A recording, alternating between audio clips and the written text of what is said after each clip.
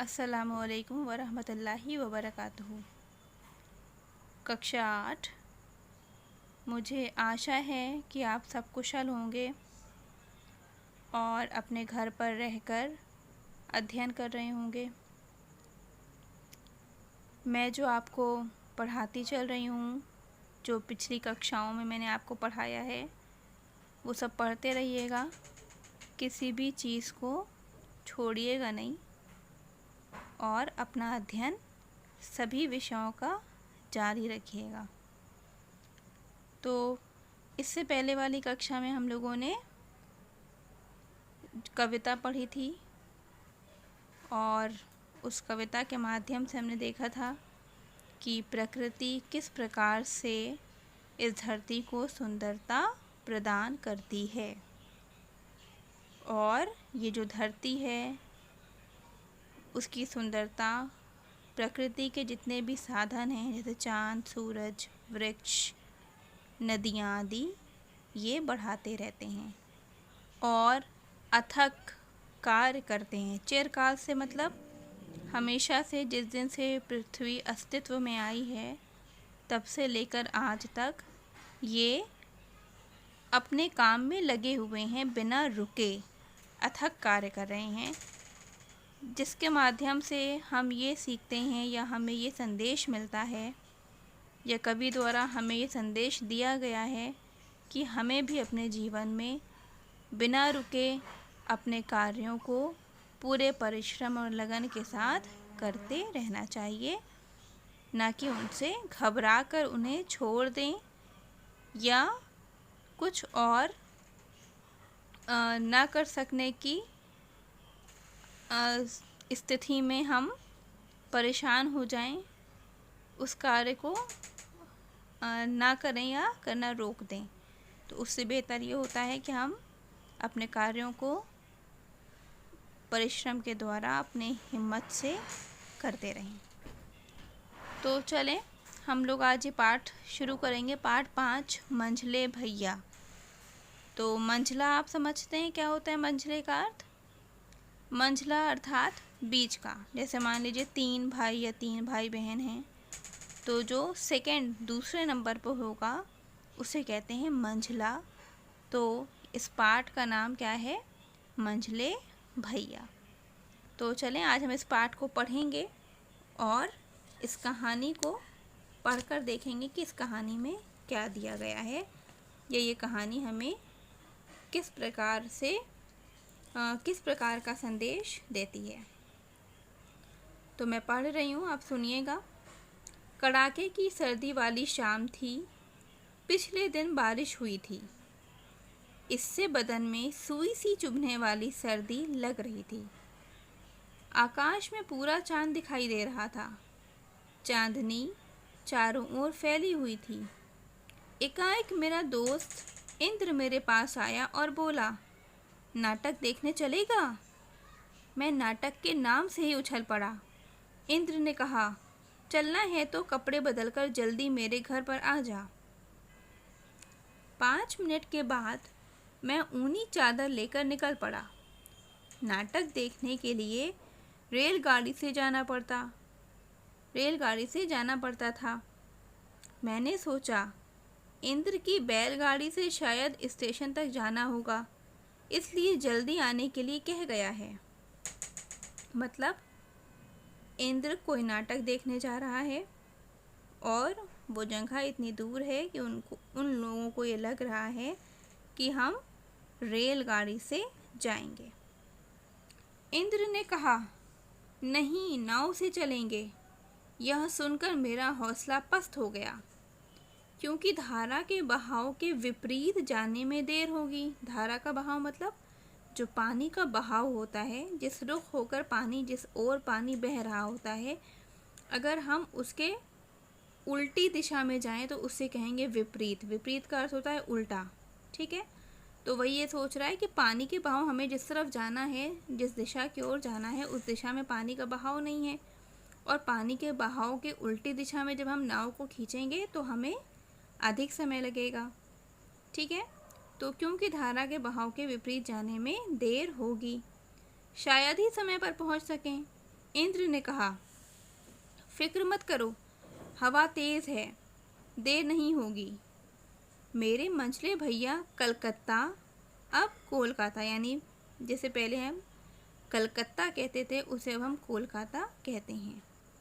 मेरे मंझले भैया कलकत्ता से आए हुए हैं, वे नाव से चलना चाहते हैं। अब देखिए यहाँ पर क्या दिखा रहे हैं कि वो नाव से इसलिए जा रहे थे वो लोग इतनी दूर, जबकि उन्हें वहाँ रेलगाड़ी से जाना चाहिए था, क्योंकि जो उनके मंझले भैया कलकत्ता अर्थात कोलकाता से आए थे उन्हें नाव से जाना था। ठीक है। खैर, डाँडें बांधी, मतलब नाव को तैयार करना शुरू किया। पाल लगाया, पाल मतलब उसको जो है नाव के ऊपर जो एक चादर ऐसी लगाई जाती है, जो पन्नी या जो भी होता है उसे कहते हैं पाल। पाल लगाया और तैयार होकर हम दोनों नाव में बैठे। इंद्र के मंझले भैया बड़ी देर में घाट पर आए। ठीक है, मतलब जो मंझले भैया थे वो बहुत देर से आए घाट पर। चांदनी रात में उनकी शक्ल देखकर मैं डर गया। कलकत्तिया बाबू बड़े भयानक लग रहे थे। सिल्क के मोजे, चमकीले पंप शू, एड़ी चोटी तक ओवरकोट से ढके हुए, गले में ग्लूबंद, हाथों में दस्ताने और सिर पर टोपी। यहाँ पर जो मंझले भैया हैं उनका पहनावा दिखाया गया है कि वो क्या और किस तरह से पहने थे। तो क्या, एक तो वो बड़े डरावने लग रहे थे, और दूसरा ये कि उन्होंने पैरों में सिल्क के मोजे पहने हुए थे, चमकीले पंप शू थे उनके, और एड़ी से चोटी तक यानी सर से लेकर पाँव तक वो ढके हुए थे। गले में ग्लूबंद, हाथों में दस्ताने और सिर पर टोपी। उन्होंने इस कड़ाके की सर्दी से बचने के लिए सावधानी बरतने में कोई कसर नहीं छोड़ी थी। मतलब वो अपने आप को सर्दी से बचाने का पूरा प्रयास कर रहे थे। वे हमारी डोंगी पर भद्दी सी राय देकर, इंद्र के कंधे का सहारा लेकर और हमारे हाथ पकड़कर बड़ी मुश्किल से आकर नाव के बीच में जमकर बैठ गए। मतलब पहले तो वो लोग नाव से जा ही इसलिए रहे थे क्योंकि मंझले भैया नाव से जाना चाहते थे। अब क्या हुआ कि उन्होंने उस नाव को देखकर कोई ख़राब सी भद्दी सी राय दी और फिर उन दोनों का सहारा लेकर जाकर नाव में बैठ गए। मतलब कि उसी नाव को वो बुरा भी कह रहे थे और उसी नाव से वो सफ़र भी कर रहे थे। बोले, तेरा नाम क्या है? मैंने डरते हुए कहा, श्रीकांत। वे दांत कचाकर बोले, मतलब दांत पीस कर बोले, कांत या श्रीकांत, ले तंबाकू चढ़ा। मतलब उन्होंने उसकी तरफ ज़्यादा ध्यान नहीं दिया, ऐसा दिखाया कि मुझे तुमसे कोई ख़ास मतलब नहीं है, और अपने दांत खचखचाकर बोले, कांत या श्रीकांत, ले तंबाकू चढ़ा, मतलब तंबाकू खा ले। इंद्र, हुक्का चिल्लम कहाँ रखी है? दे इस छोकरे को चढ़ाए ज़रा। फिर इंद्र से कहा कि हुक्का कहाँ रखा है, इसको दो और ये चढ़ाए। अरे बाप रे, भला आदमी नौकर चाकर को भी इस ढंग से हुक्म नहीं देता। इंद्र लजाकर बोला, श्रीकांत तू ज़रा पतवार थाम ले, मैं चिलम चढ़ाता हूँ। ठीक है। तो इंद्र ने मतलब थोड़ा सा उनको इस तरह से कहा कि इस तरह तो कोई नौकरों को भी नहीं कहता जिस तरह से आप इसको कह रहे हैं। उस पर श्रीकांत बोला, कोई बात नहीं, तुम पतवार चलाओ, मैं चिल्लम चढ़ा रहा हूँ। ठीक है। आगे मैंने कोई जवाब ना दिया, चिल्लम चढ़ाने लगा, क्योंकि ये इंद्र के मौसेरे भाई हैं, कलकत्ता के रहने वाले हैं और अभी अभी FA पास किया है। FA मतलब फ़ाइन आर्ट्स। ठीक है। तो वो इसलिए कुछ नहीं बोला, उसने उनकी बात का, उनके इस बुरे रवैये का जवाब इसलिए नहीं दिया क्योंकि वो इंद्र के मौसेरे यानी मामू के बेटे थे या मौसेरे भाई थे। ठीक है। और वो FA अर्थात फ़ाइन आर्ट्स भी उन्होंने पास किया था, मतलब वो पढ़े लिखे भी थे, इसलिए वो उनसे कुछ भी नहीं बोला। खुशी खुशी कश खींचते हुए बोला, तू रहता कहाँ है रे कांत? वे बदन पर काली काली सी क्या है? ऊनी चादर? हूँ। शक्ल कैसी है चादर की?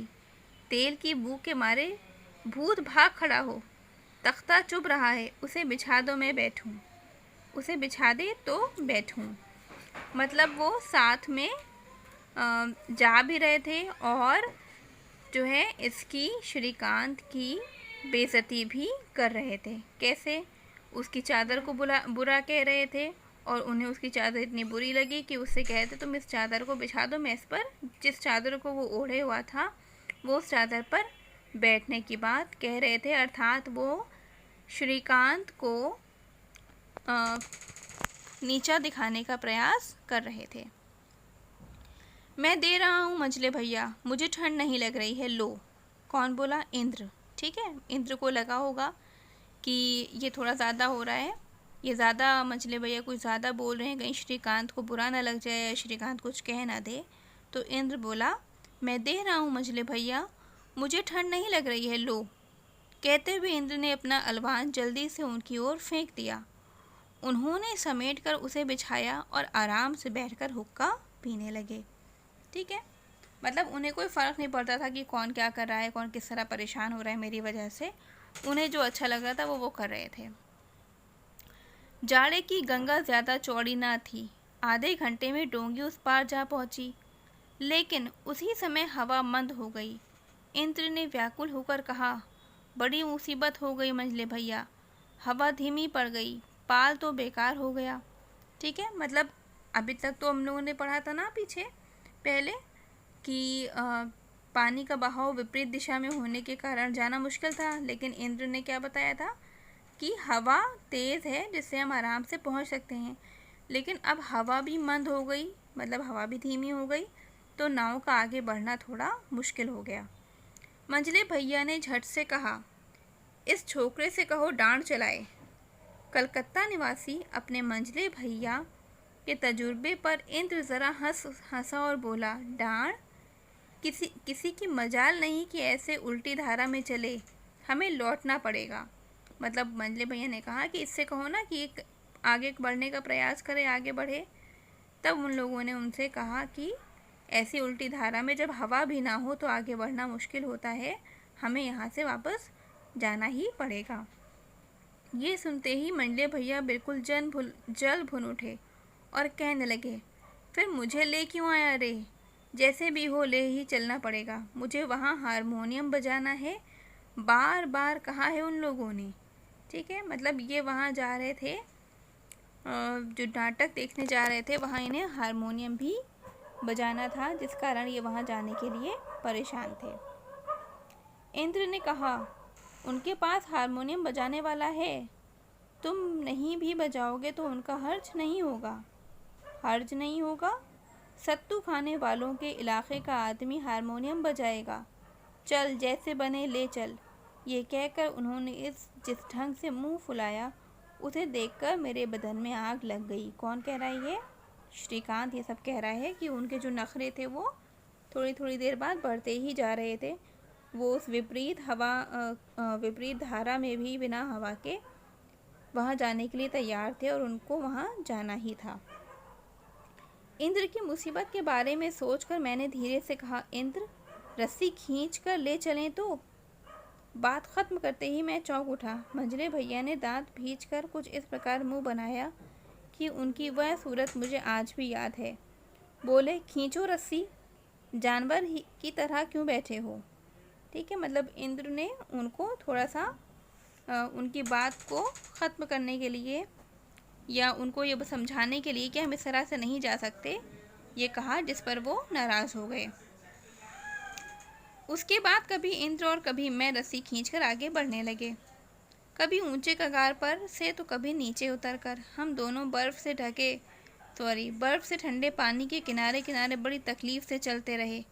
बीच बीच में बाबू साहब के लिए चिल्लम चढ़ाने को रुकना भी पड़ा और बाबू साहब मज़े में बैठे रहे। मतलब सिर्फ उनके लिए वो लोग इतनी मेहनत, इतना परिश्रम कर रहे थे और वो बड़े आराम से बैठे हुए थे और चिल्लम भी पी रहे थे, अर्थात हुक्का भी पी रहे थे।